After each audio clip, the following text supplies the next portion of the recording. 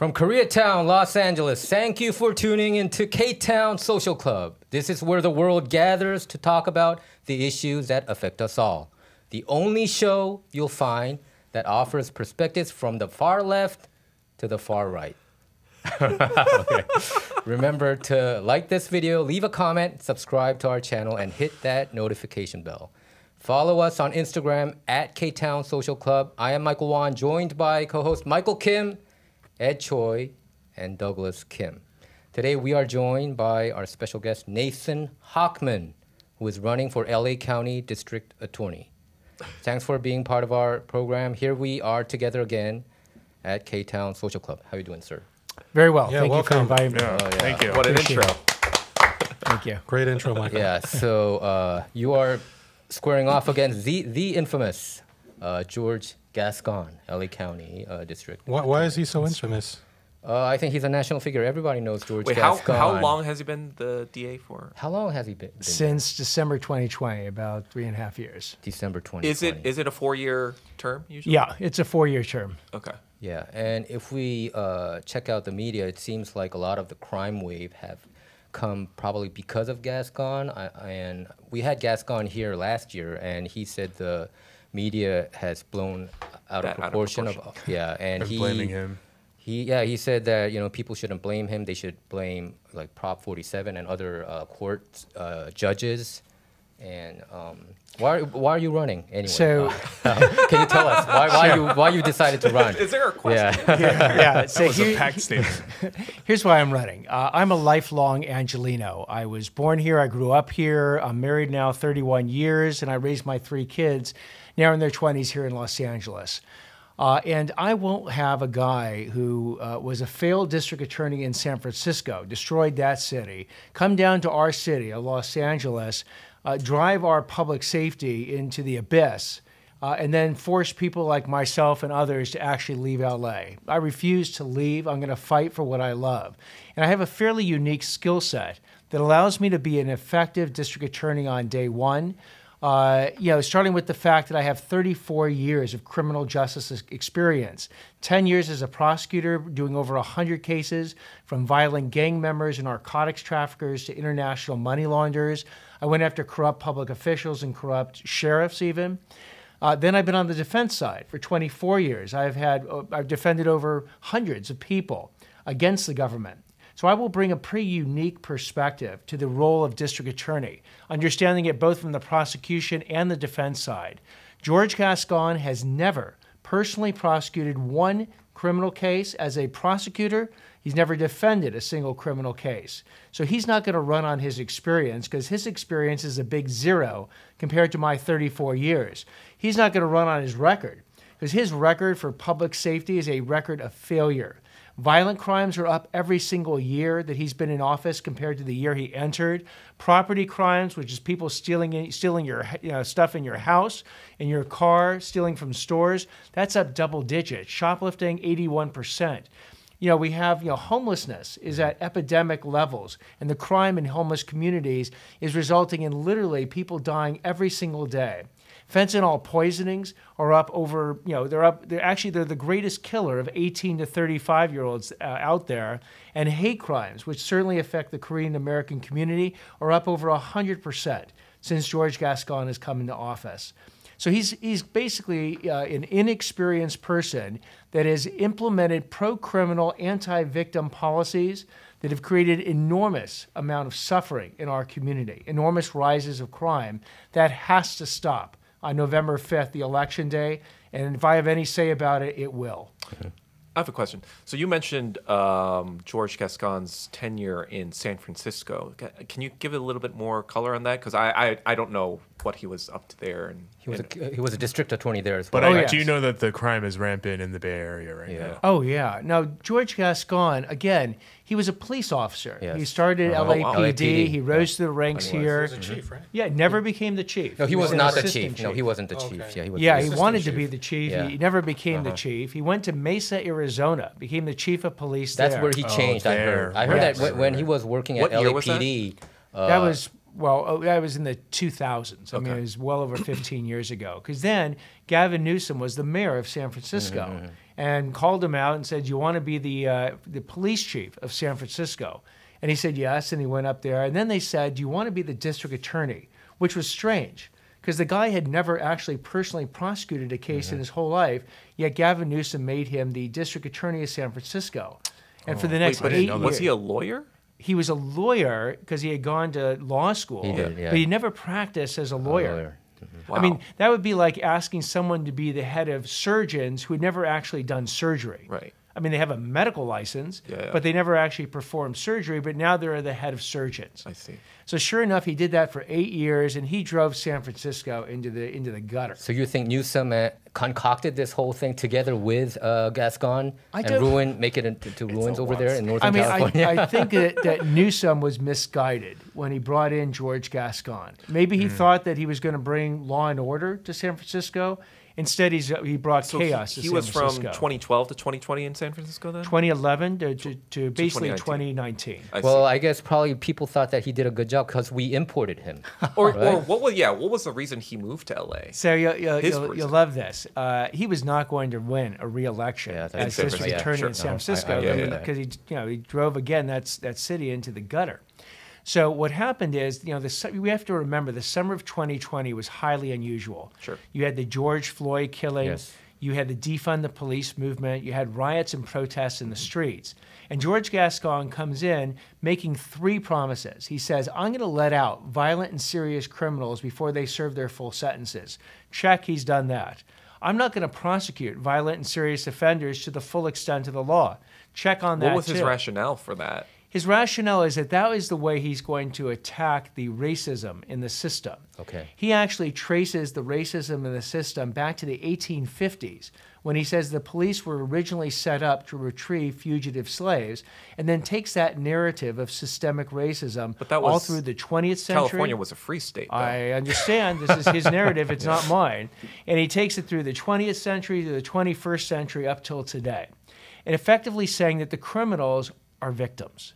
They're victims of the system. So we have to take pity on the criminals because they effectively, they couldn't help themselves. I mean, if they had maybe a marijuana charge or whatever, just a non-violent charge. But he's talking about violent criminals. Oh, he is. That's nonsense. We're talking convicted murderers that he has let out early from their sentences. A lot of people who are convicted violent felon. I'm not talking about the non-violent people, but they are just psychopaths. Oh yeah. And it's just a mental condition. There's a convicted murderer that got caught on tape, literally talking to his mom on a jailhouse conversation, saying that he wanted to tattoo Gascon's name on his forehead because he was so happy that Gascon had removed certain charges from him and he was going to get out early. Yeah. There's another convicted murderer from prison who found out that Gascon was removing charges and he was going to get out early, and he actually toasts Gascon on a cell phone video, a selfie video.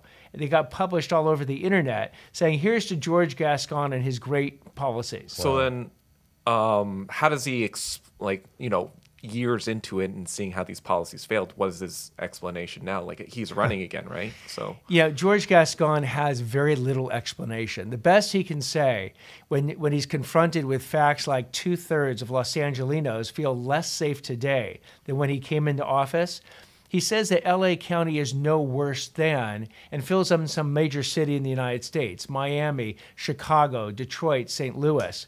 What I tell everyone, I said, no worse than will never be my standard. Yeah. The LA County District Attorney's Office used to be the gold standard by which all other district attorney's offices were measured, not just here in California, but across the nation.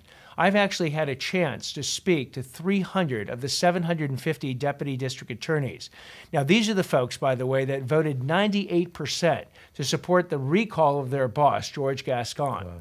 So I got their endorsement, and I went to speak to them, and I said to them what I'm saying to you today, that no worse than will never be my standard. Our standard is the gold standard. It is the best. We're either going to be the best or strive to be the best, and we will tolerate nothing less than that. Yeah. Can we blame all the crime wave that you just mentioned just because of Gascon, or is it also because of Proposition 47, or is it because of the judges, like what Gascon had said, because judges are letting them go? That's what he was saying.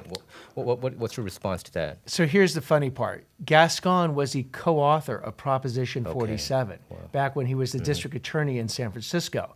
So if he's blaming something that he co-authored, that's almost, I don't know, it's rich. The irony is quite rich. That he's going to blame something that he was responsible for putting into action.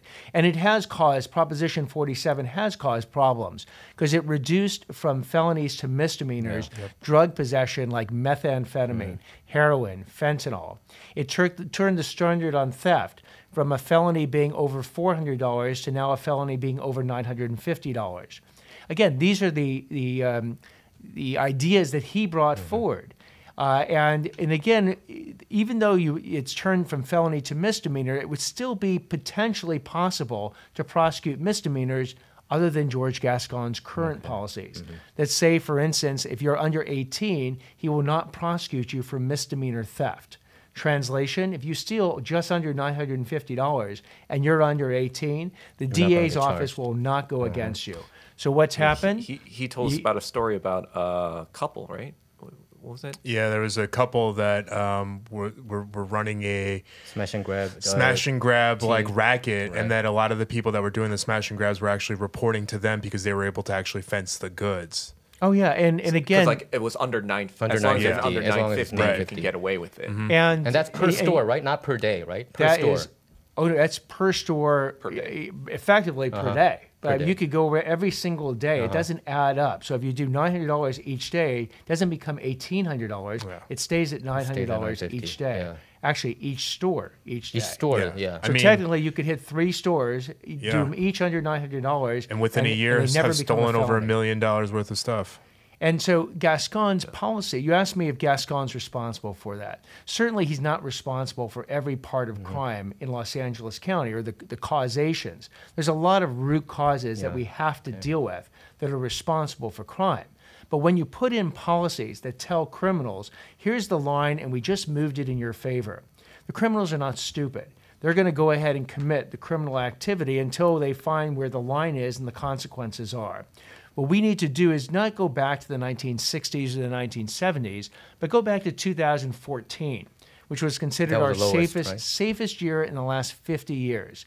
And what was happening that year? The DA was doing her job. It was Jackie Lacey. The law enforcement had a partner in the DA's office, so they actually were doing their job. Victims understood that if you dialed 911, not only would someone pick up the phone, but you could actually get justice done if you were harmed. And as importantly, the criminals understood.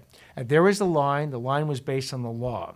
It was going to be consistently, fairly, and impartially enforced, and there'll be real consequences on the other side.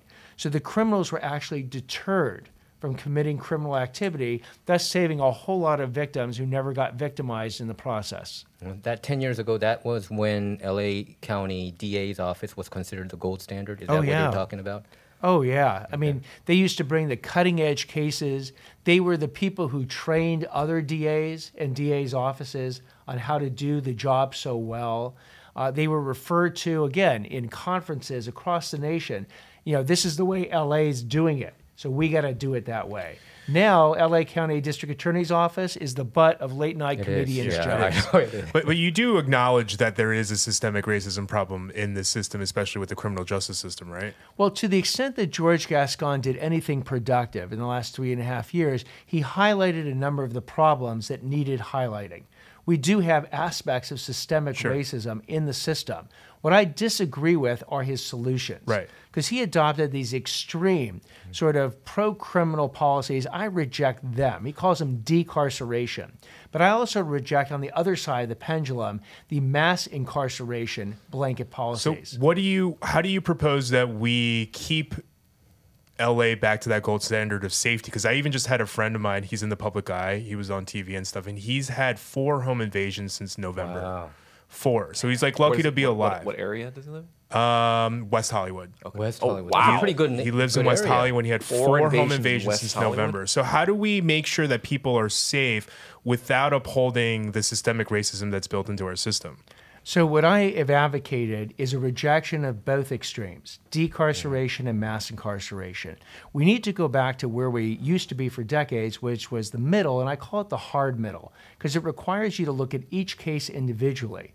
You look at the defendant and the defendant's background and all the surrounding circumstances. You look at the crime committed. You look at the impact on the victim in order to use all those thousands of collective years of prosecutorial experience that the 750 deputy district attorneys represent to determine who the true threats are to our public safety and need to be behind bars, and quite candidly, the ones that aren't.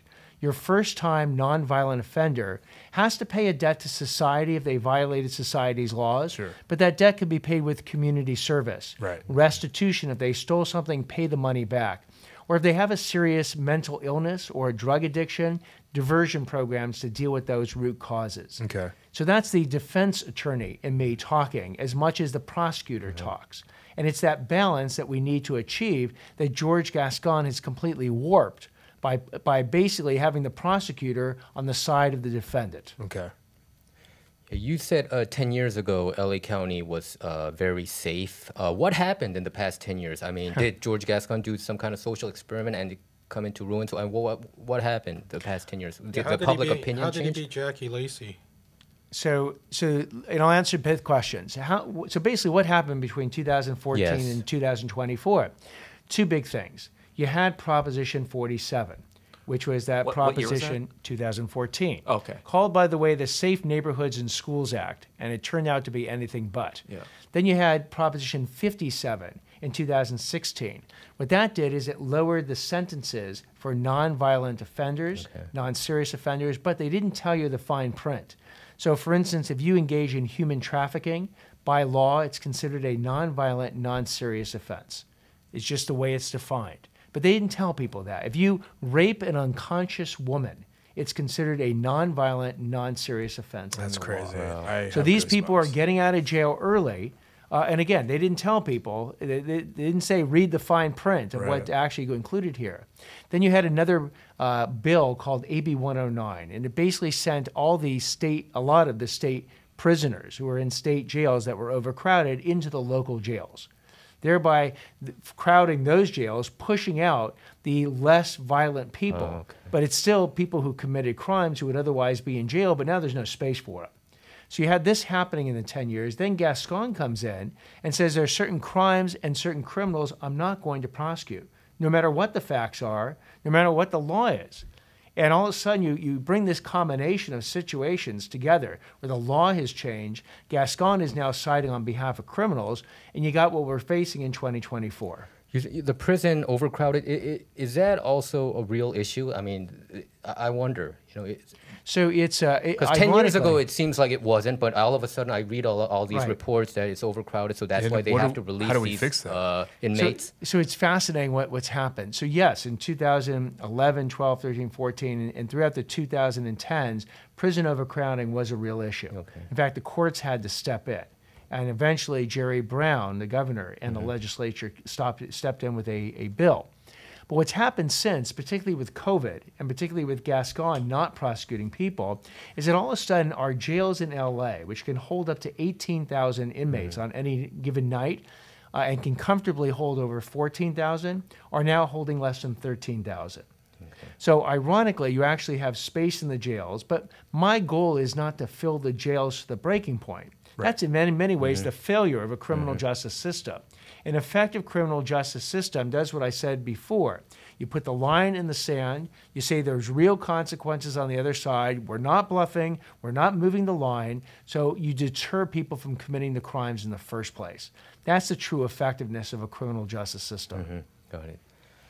I mean, but George Gascon did beat the recall twice, and it seems like he's good at these elections. And among all the primary candidates, did you get a lot of endorsements? And yeah, so Gascon never went to the ballot on the recall. What happened each time is they didn't gather enough signatures. Had George Gascon ever had a ballot, yes or no, on George Gascon, he would have lost probably 65-35, 2/3, 1/3 each time. He got very fortunate. He's got a lot of, the 9 lives of George Gascon have now been used up. because he can't run away from the 2024 You election. think this is it? Would you say You think you're this the is it? primary contender?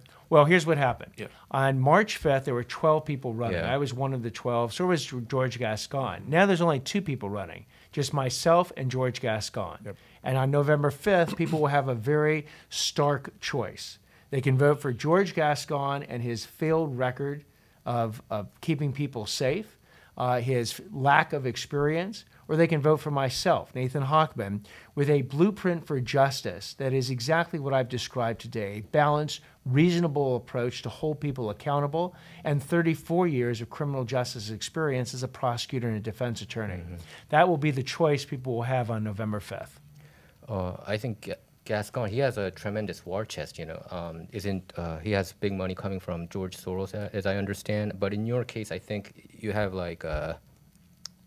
it's an uphill battle. Some people have been saying, monetary-wise, and even among the primary candidates, I wonder how many endorsements you got from them, because I think it's very important come November, because he's the establishment guy. Anyway, he beat all these.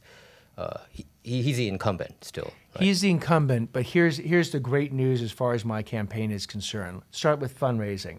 The prior record for a primary was $900,000. We raised $2.2 million. Okay. Blew away the record, blew away every other opponent. Gascon raised $500,000 as an example. Yeah. Okay. So and what it showed was enormous support and momentum across this county from all different political lines. People I had as much money. Dollars. Oh yeah, as much money from Democrats and independents as I did from Republicans, because people are just fed up. They're saying enough is enough with what's going on in our society. Then as far as endorsements go, since the primary, I've gotten endorsements from 6 of my opponents. 4 of them Democrats, 3 of them who work for George Gascon. He's gotten 0 endorsements from people who ran against us, and he won't get any endorsements from them.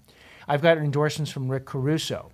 I got an endorsement from the police chief organization that represents 45 police chiefs across LA County. I got endorsements from Jackie Lacey and Steve Cooley, who were the DAs between 2000 to 2020. Steve Cooley did a good job, right? Steve Cooley did a great job. He was a 3-term DA, and Jackie Lacey did a great job. She was a 2-term DA. So, and I've gotten the endorsements from 65 local elected leaders, half Democrats, half Republicans, who are just saying this is not about politics. This is about which DA candidate is going to keep us and our families safe over the next 4 years. And these folks, everyone I've described, is saying George Gascon has failed. His social experiment has failed. And we need to go ahead and bring in someone with experience and a record for leadership that can actually get the job done. So that's what you mean when you say that you want to leave politics out of it. 100%. Because Gascon has basically run on politics. I mean, you think about it, a DA should only resolve criminal cases based on 2 things, the facts and the law. Right. I shouldn't insert my personal political agenda on top of that and say, no matter what the facts of the law is, I just have predetermined that certain crimes and certain criminals will not be prosecuted. Not because the state legislature changed the law, not because we're missing facts, but because I believe certain people and certain laws shouldn't apply. That's not the job of a DA. A DA swears takes an oath and says, I swear to uphold all the laws, Right. not just the laws I particularly like. Yeah, that's more of a legislator's job. Exactly. Yeah. And if Gascon wants to change the laws, run for state legislator. If he wants to defend criminals, run for the public defender. Right. But he's running for DA. He's been a DA. And he's so abdicated his role that his 750 deputy district attorneys voted 98% not to endorse his recall. I mean, think about that. If you're running an organization and 98% of your employees think you're doing such a bad job that they want you fired or resigned, most business leaders would basically hold their head in shame and walk out the back door. George Gascon arrogantly believes this is almost a badge of honor for him, that he knows more with 0 experience than 750 people collectively with thousands of years of experience. So you think George Gascon didn't learn anything? He is just hell-bent on putting this ideology to Let me give you a policy. perfect example. So all these decisions, he came in first day, first hour, first email in office, 9 special directives that were the most pro-criminal directives in DA history. That's 2020. But in January of 2024, on the eve of the primary election, he had a choice of deciding who his chief of staff was going to be. Now, if you have no experience, you would think you'd want to have the most experienced person in the office to be your chief of staff, to send a message to the prosecutors that, like, I get it, I've learned. I want to learn from you, and I'm going to elevate one of your own to the chief of staff. And if you have rocky relations with law enforcement, and he does, you would think you'd want the deputy district attorney with the best relations with law enforcement as your chief of staff. So who did he appoint in January 2024? A woman named Tiffany Blacknell. Tiffany Blacknell. Okay. Tiffany Blacknell has never prosecuted a case herself. She was a deputy public defender. So she's like Gascon. Oh, it's even worse than that. In the summer of 2020, she was pictured on her own social media wearing a T-shirt that said, "The police are trained to kill us." Calling the police, and there it is, calling the police barbarians and an occupying army. So that ideology goes with what Gascon, I think. So he's not changing. He's not changing his ideology. He's not going ahead and in any way modifying his positions that he started with. He hasn't learned anything. Did you have a chance to talk with him, George Gascon? You never. We've been in 2 debates where we sat next to each other. It wasn't a direct one-on-one debate. I'm hoping to get that opportunity now to do a one-on-one debate with him. But again, he tries to defend the indefensible. He's telling people, look, again, we're no worse than some other office. Don't listen to the statistics. Don't believe your own eyes or ears. When the community members, and I've talked to community members throughout this entire county. It's a vast county. And what they're telling me, store owners are telling me, I've been in the Korean American community, and they say, look, we don't know what to do anymore. But we used to call the police would say the DA's office would prosecute the case. They go after the guy. I give them the portrait quality video. We can figure out who it is. Yeah. They'd arrest him. He would go to jail, and I wouldn't have a problem. And then the message would be sent to other people thinking about ripping off my store. Don't come in here because the police are going to do their job and the DA's office will do their job.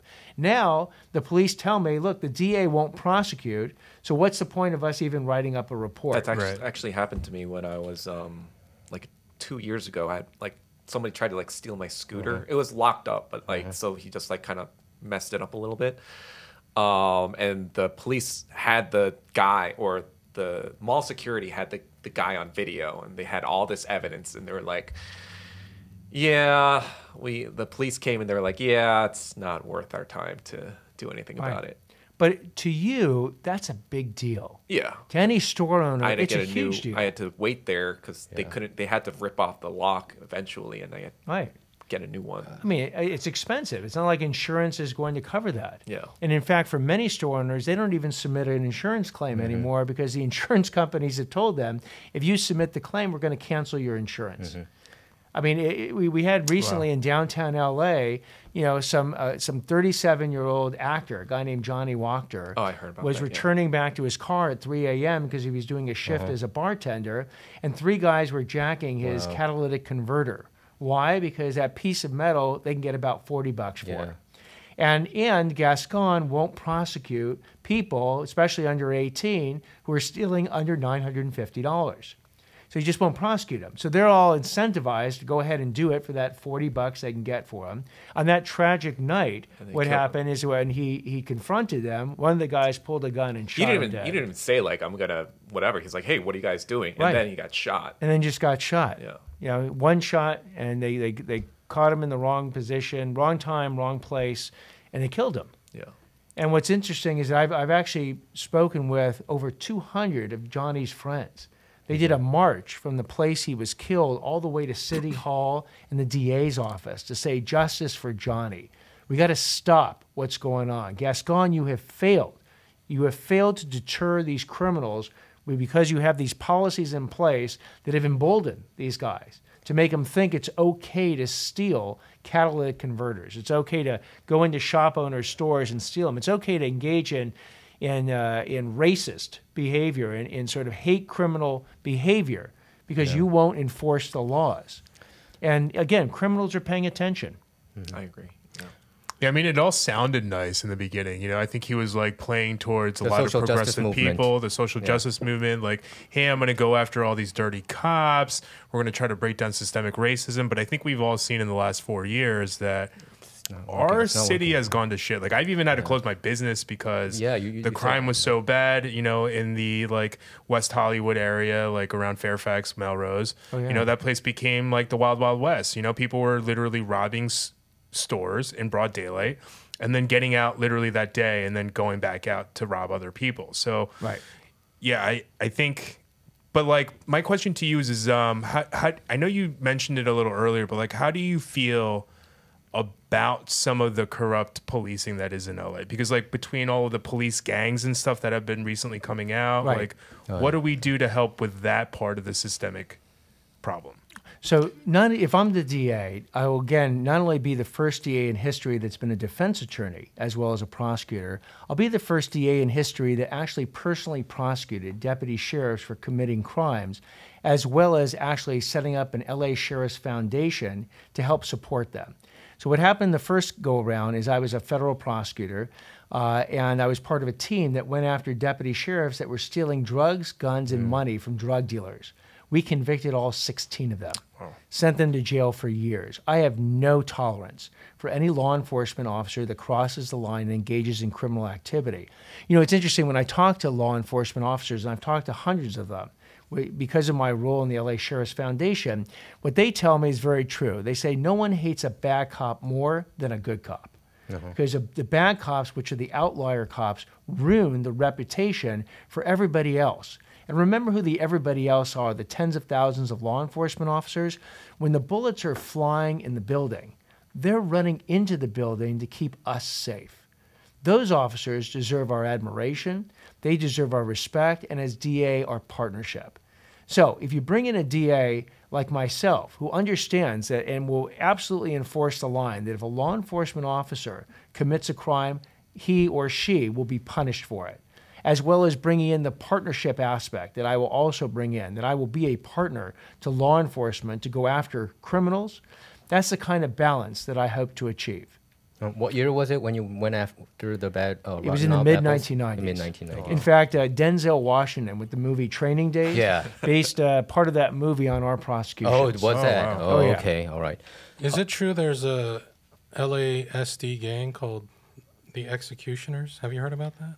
I don't know about that particular name for a gang. I've heard certainly about LA Sheriff's Department gangs that have been out there. I know the sheriff is working on this issue very much. I know that the Inspector General for the Sheriff's Department is working on this issue. I know the County Board of Supervisors are working on this issue.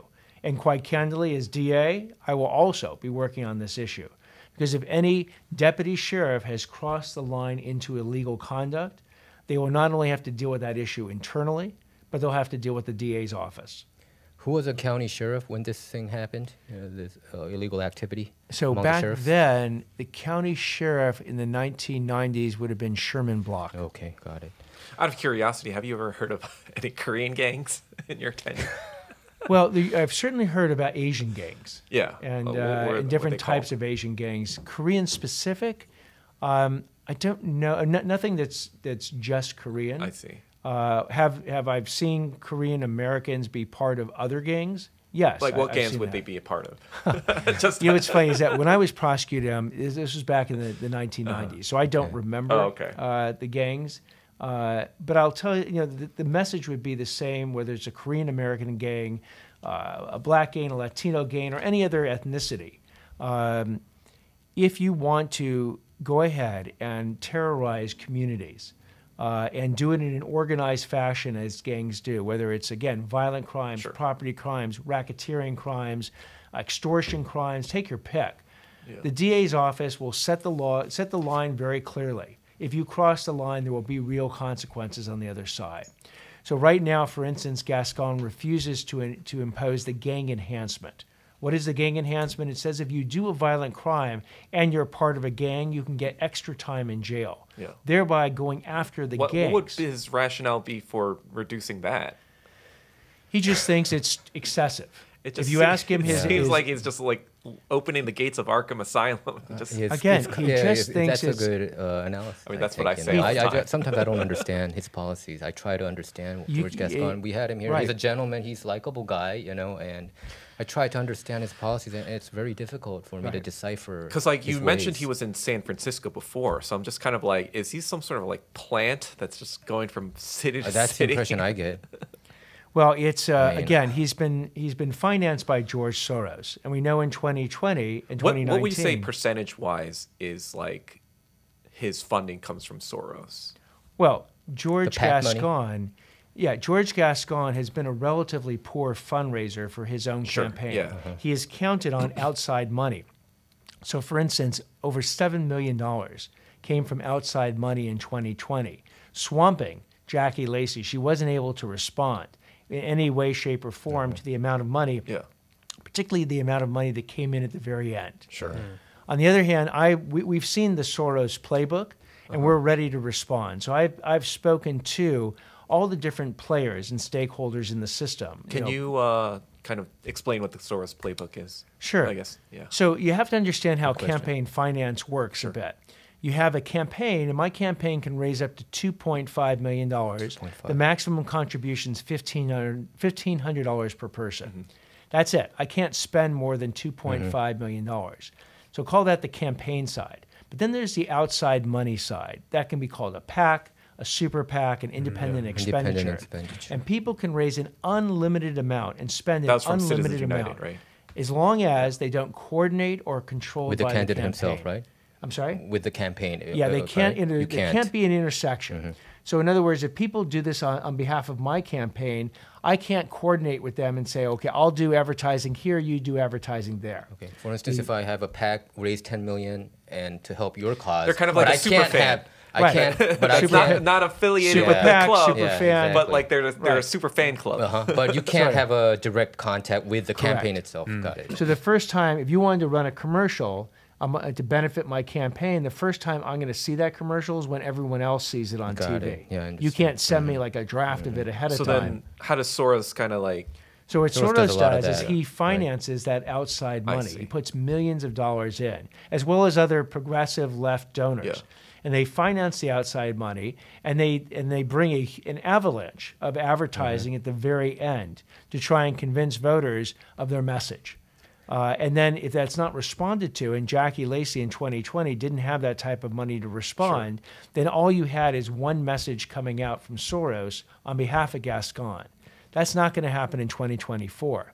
I believe, and again, no one can commit ahead of time to me what they're going to do. Sure. But I've spoken to enough people and groups out there that have expressed enormous dissatisfaction on what's going on that I'm certainly hoping that they come in for as much money as possible to at least meet or exceed whatever the outside money is that George Gascon's going to bring. And going back to San Francisco and even New York, I've heard that a lot of these DAs are being financed by George Soros. Do you find Yeah, any that's kind what I of heard truth too. to that? All Like, across the nation. Oh, I mean, Like George Soros financed Bragg or- 12 Alvin Bragg too, different yeah. DAs. I mean, if you think about it, he did L.A., San Francisco, Portland, Seattle, All the St. metropolitan Louis. cities, the important yeah. Alvin Bragg hasn't been doing anything either. Well, you know what? George Soros had an interesting insight that a DA is enormously powerful. Yeah, he got to Because know that. and Gascon proved that. First day, first hour, first email, he changes the criminal justice system that prosecutes 180,000 cases per year, has a $460 million budget, and he's in charge of 2,100 people, including 750 prosecutors. Yeah. One guy. So the DA does not answer to the governor. DA does not answer to the attorney general. DA does not answer to the mayor, the city council, the board of supervisors, the sheriff, or the wait, police so chief. then which DAs right now are like significantly supported by Soros? Well, I'll that give you know? some great history that's happened since 2020. You'll love where the direction's going. Okay. 2022, the Gascon in San Francisco is a guy named Chesa Boudin. Chesa Boudin on San Fran. that- San Francisco. Yeah, he was God. also a good. But they He recalled got him. recalled. They Yeah. recalled him. Voters got so fed up with their Gascon in he's San the Francisco. They worst. They're the recalled him. smarter ones. 2023. I would use other language, but I'm being polite. Right? You know There you Chesa go. Boudin, right? Chesa, Yeah. Oh, Of course. absolutely. He's been ranting about him for years. And for good reason. And so 2023, the Seattle city attorney who was their Gascon, also booted out of He office. got recalled. Yeah, you're right. So he was another Soros. He was It was another another Soros. Soros plant. The DA in St. Louis was another Soros he got Gascon-like, recalled. gone. The Chicago one didn't even run for re-election because she would have been so defeated. Yeah. And most recently, about 5 weeks ago, there was a Gascon DA in Portland named Mike Schmidt. Mike Schmidt was as progressive gets like Gascon here, destroyed Portland. If you've ever been up there recently, it's Yeah, I destroyed. heard that Never Portland been, is but, horrendous. Oh, Yeah, right now. horrendous. Why is George Soros doing this? What's his goal here? You know, if you look at what he's doing, he is trying to disrupt the system. He's famous for disrupting. He's made enormous amounts of money In betting Asia on doing that. Oh, In Asia, yeah. disrupting the IMF system. The situation. Chinese hate him, don't they? China? Well, the Oh, Chinese yes. hate him because he says the CCP is the most evil thing of Yeah, all time. Soros- But he also ruined the Thai baht and Oh, destroyed George Thailand. Soros is very anti-China. He's one of Yeah. the prominent Yeah, I know, ones. Yeah, but- Yeah. out there. And I mean, he's- that's in my opinion why he's doing all this stuff. But I mean, he was focusing on federal elections prior, to presidential and Senate, and Yeah. then all of a sudden he started targeting these And local all county these cities races. are pretty much the highest incident of anti-Asian hate. If we're yeah, gonna be honest ironically, about right? that. Yeah, exactly. Because Like, he was I allowed think- to run rampant. Yeah, it's just Yeah. kind of like. Oh, he did more. Do you think he's behind all that too? I don't think I he's don't know. behind that, Yeah. but I he's don't behind think- like the levers of kind of like, control that allow those things to happen. Exactly right. I think that wasn't his motive, was to increase anti-Asian hate, Yeah.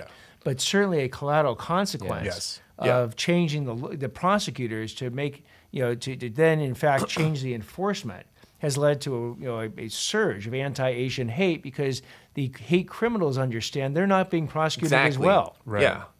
If you see like, oh, they're not doing anything about it, I'm just gonna. Yeah, I mean, if you're Right. a criminal, you would always have, try to have your quick fix to target the next door Yeah. or whatever. Absolutely. I Right. mean, that's just common sense. I mean, they're not stupid people. These Yeah, criminals I think know people how to in general target. think that criminals are just dumb like thugs that just go around No, whatever. But they're they're like very watching the manipulative. news too. Yeah. They're watching what's Absolutely. going on. Well, I've And then they described teach each this. other in prison. Exactly. Well, and these right. smash and grab, don't they kind of gather together on Twitter? They kind of meet and then Sometimes, target yeah, it is a targeted certain, like effort. gas Yeah. stations or It's 7-Eleven. organized. They Yep. they call it organized retail theft. Yeah. Is the smash and grabs, and very often they're using 16 and 17-year-olds because they know if they get caught, Yep. They will they'll get- just get get a off. slap on the wrist if they spend any time in jail at all. So again, George It's like a is- gang, but like a non-violent gang. Yeah. Well, they almost, try yeah. to be nonviolent Yeah, until they are. until they are. Right. Yeah. Again, you've had enough people, engage. And again, where do storekeepers go in our society? They are sick and tired of watching their profits literally walk out the door every single day. So the one thing, my message to them is do not take the law into your own hands. But many of them are thinking about that. And you see that on social media periodically, that a store owner draws a gun and, and says, drop it or I'll shoot. And, again, the law is concerning when you can shoot and when you can't shoot, especially someone who's not trained like a law enforcement officer in those laws and when to shoot and not to shoot. It's got to be, you have to, for self-defense, you have to be an imminent threat to your life or the life of someone else. But if someone is running out of your store with a six-pack of beer, you don't have the right to shoot them. And very often, tragedies occur in this situation. But those are tragedies that are born by the frustration that people feel when the criminal justice system is not working. It's not doing And its that job. is what George Gascon is deeply responsible for. Now, in 1992, we had the LA riots, and Koreatown was not really being protected by the city or the federal government. So a lot of Koreans, actually Radio Korea here, went on the radio and said, hey, the police were telling us to broadcast, hey, everyone go home. It's not worth your life. But some Koreans got upset and came here and said, no, we have to tell everyone to fight back Well, or the defend. first one was because they were in South Central and they had no protection whatsoever. So it's just like you're going to get killed if you try to defend it there. But yes, Right. in the second day, that's when Yeah, but eventually all the Korean people got together and, you heard the Stage of term defense. roof Koreans. Right. If that ever happens again, or if it happens anytime soon, that's okay, right? So the For Koreans absolute to defend ourselves. Well, again, Koreans should never be in a position of feeling that law enforcement and the DA's office is not there for them, ever. And yes, I mean, if someone is at the point at which their lives are being threatened and they need to defend themselves for that reason, then the law allows certain self-defense under those situations. Right. But that being said, you don't want to even start down the path of emboldening criminals and pulling away the support for victims, which Gascon's policies have absolutely done. Yeah, I agree. And that because it's very dangerous, as we've seen with the riots in '92, as we saw in 2020 when the riots were starting up again. There's a thin veneer of civilization over a lot of anarchy that exists below it, and what reinforces civilization is people truly believe that the criminal justice system will bring justice, and that in part deals with your issues of systemic racism. When certain parts of the community do not believe that the system is bringing them justice, they want to respond, and forcefully. And I absolutely understand that. We have to get to the root causes of the problem. I talk as much about the 3 roles of a DA as much as I do just the 1 role. People think the 1 role is what happens when people commit a crime and what you do in the courthouse. Right. But I think a DA has to also deal with the before and not just the during and also the after. Before is getting into the schools. You got to get to kids before they've made the decisions, often bad decisions, on what to do in life, and explain to them what the paths look like. Here is the path of what happens if you commit a crime or a series of crimes. It doesn't end well. And show them with real-life examples how that works. And do it in the middle and high schools before they've made bad decisions. But the during is what happens when the case comes before you. But the after is also important, because if someone goes to prison, you have to get them a skill set or give them the option of getting a skill set. So when they come out, they have something other to do than commit a crime. To not return back to the system, right? Oh, yeah. Recidivism. They call it recidivism. Yeah. Yep. The percentage at which people will get out of prison, commit a crime, and go back to prison within 2 years. Yep. That's over 50% in our county because we don't give prisoners a skill set. One of the programs that I advocate is called The Last Mile. It's thelastmile.org. And what it does, it teaches coding skills to prisoners in prison, helps them get a certificate, helps them get their first job when they get out. Turns out if you can code, if you can do website and website maintenance, you can make $50,000 to $70,000 a year. And those people, the recidivism rate for the hundreds of people who graduated their program, less than 1%. Wow. Oh, that's Wow, dramatic. And that's a difference. DA's role. A DA is to do his best to make sure that if you're going to put someone in prison, you help them get some level of a skill set so when they get out, they don't commit, they don't go back to a life of crime. So what does Gascon do regarding the before? Is he the before, during, after? What's his process Before like? Gascon has done nothing. I have not heard that guy go to schools and advocate, for instance, on the perils of fentanyl and the fact that fentanyl now is in our entire drug system. It's in counterfeit pills like Percocet, OxyContin, Xanax, all the different types of Adderall. I mean, all the different pills that kids are ordering off the internet. Yeah. 7 out of 10 of those pills have a lethal dose of fentanyl. Wow. Gascon should get in the schools and advertise that. He is silent. The after part, Gascon's missing in action. He's not advocated to really bring rehabilitation into the California Department of Corrections and Rehabilitation. And the during, he's absolutely failed. Because if anything, he's emboldened criminals for committing more crimes and lessened the accountability that increased it. So you had a debate with Gascon already, right? Well, again, we were said 12. it's There were more of 12 a- people in that debate. Yeah, 12 people. Oh, So it okay. wasn't So- one-on-one. That was like the Right. 2020 Yeah. ones. But now With all the one-on-one, Democrats. is there a date set for a debate? We're hoping to get 1, 2, or 3 debates in September and October. Oh, September I've and accepted them October. all. It's unclear if Gascon will accept any of them. Where would these debates normally be done? Like, They'll can we be- host it?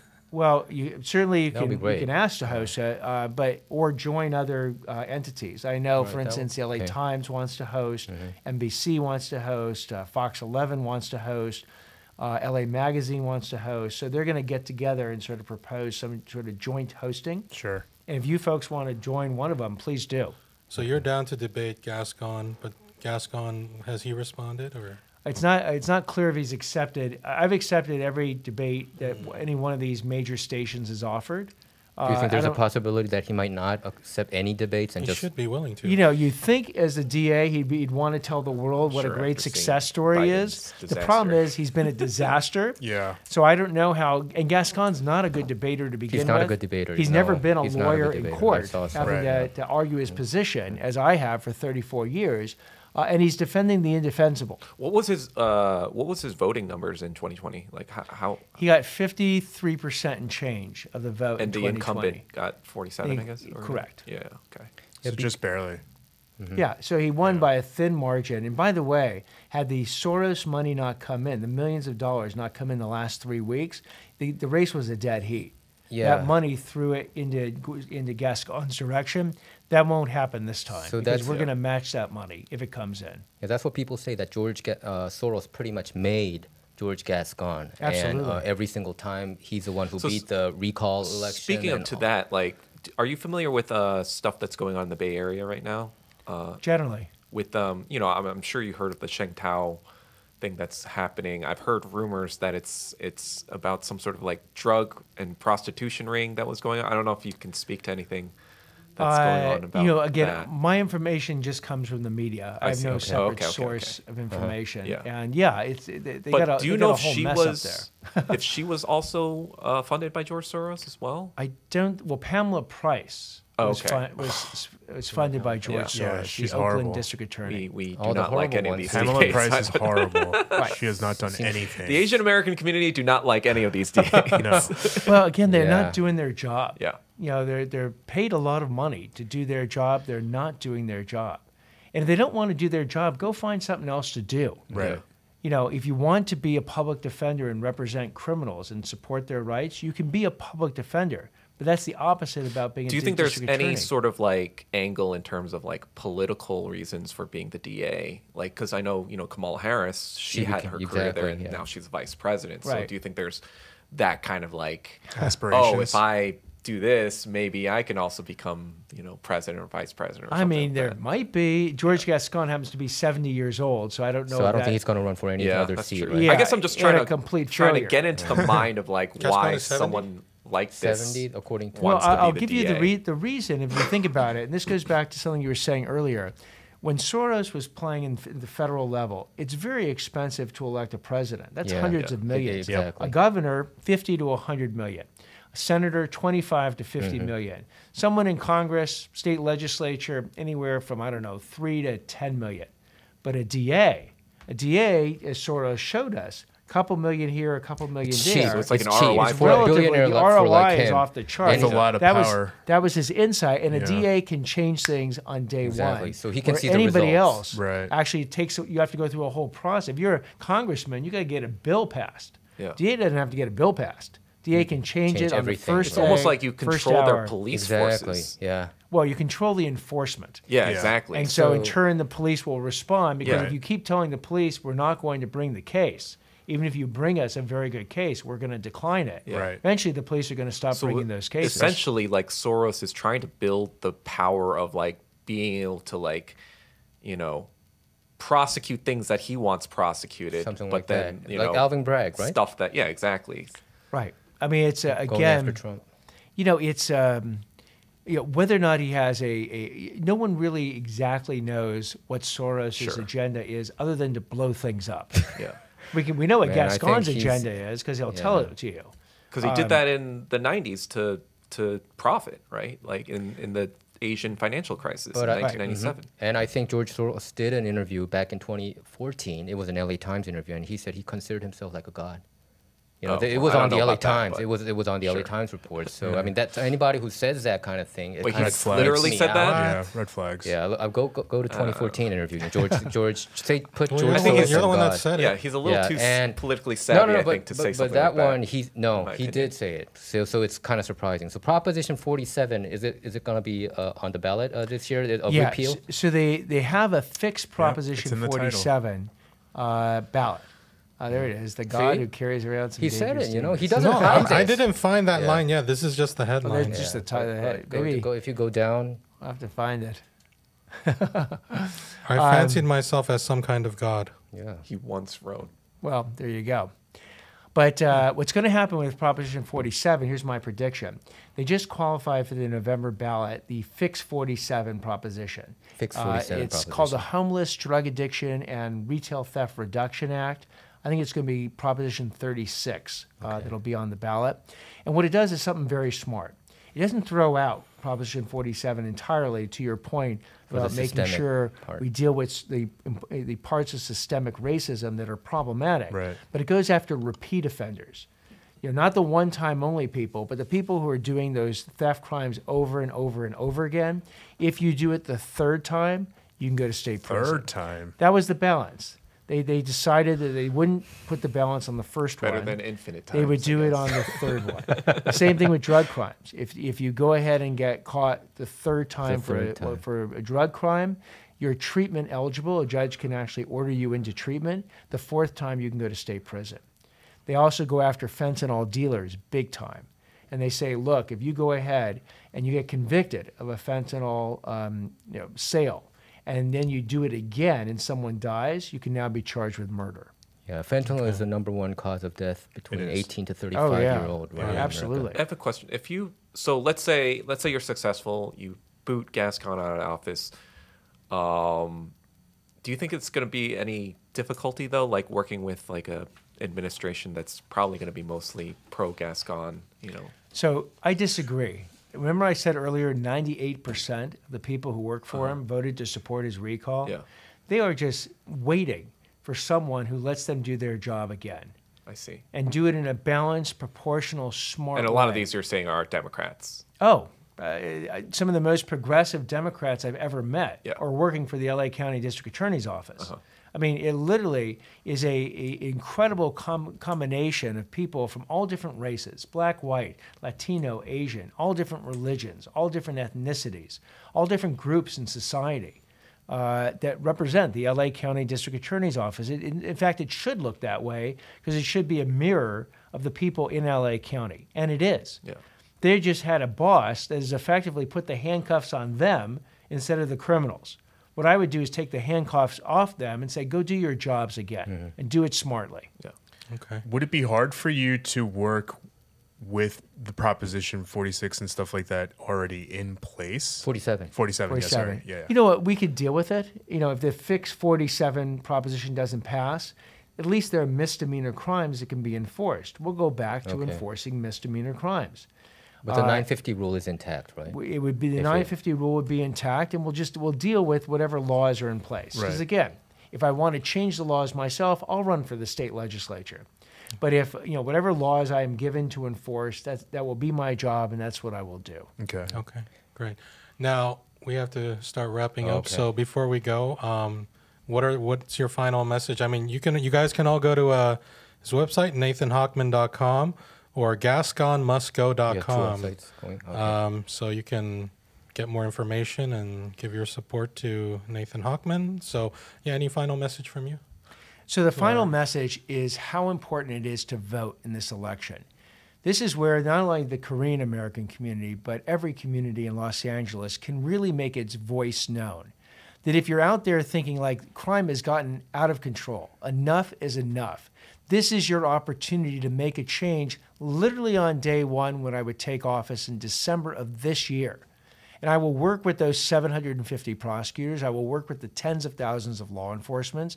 I will work with the Korean American community, every different community, to get your representatives to tell me what's wrong and what the best fix looks like, and let's implement that fix. Because we can go after hate criminals. We can go after people that are stealing your scooter. We can go after people that are terrorizing store owners. It can be done in a smart, professional, reasonable way, dealing with the systemic racism problems, acknowledging them and dealing with them, but implementing solutions of accountability.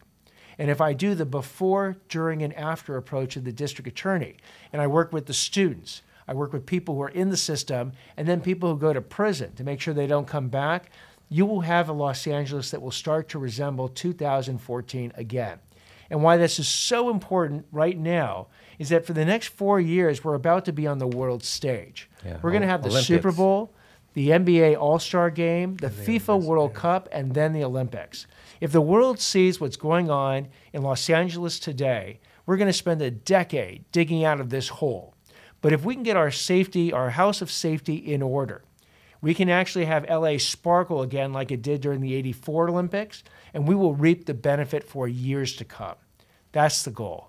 And November 5th is crucial to make sure everyone votes. Again, my name is Nathan Hochman. I'm running for LA County District Attorney. Great. Thank you, Nathan Hochman, Mr. Nathan Hochman, for coming on, and good luck to you in November. And, you know, when you win, Please come we hope we feel safer. You know what? And, It'll be my pleasure to come back on this show and talk to you about hopefully all the good things we've started to implement in the DA's office. I look forward to it. Okay. Thank you very much, Nathan. Thank for you. stopping Thank you. by. Yeah, thank you. All right. All right, that's it for Ktown Social Club today with our special guest, Nathan Hochman, who's running for LA County District Attorney against Gascon. So, vote, and Please we'll like see you it. guys next time. Yeah, like please the like video, and subscribe and smash leave a that comment. bell button. Okay, right? you do it all. You do it. Okay. All right, see you guys. Smash that. Smash that like Smash button. it. Bye-bye. Thank you. Bye. Bye-bye. Wow, okay. Wait, Thank did you. Thank you. Gascon even pass the bar then? Thank you. He passed the bar. He did Okay. pass it, so that's why he can become a Oh, district you attorney. have to Yeah, pass it to You the literally He- have to, you have to have But he's not a bar license. practicing lawyer. Yeah, he Or never has he ever charged been? somebody. That's I didn't know that. That's crazy. Police Yeah, it is. officer. It really is. That's an wild. attorney. Crazy. Yeah. I mean, you wouldn't He's allow everything it for except the anything else lawyer. in this world. No. Yeah, right. One thing is, the progressive movement has been really strong here in Los Angeles, and it's been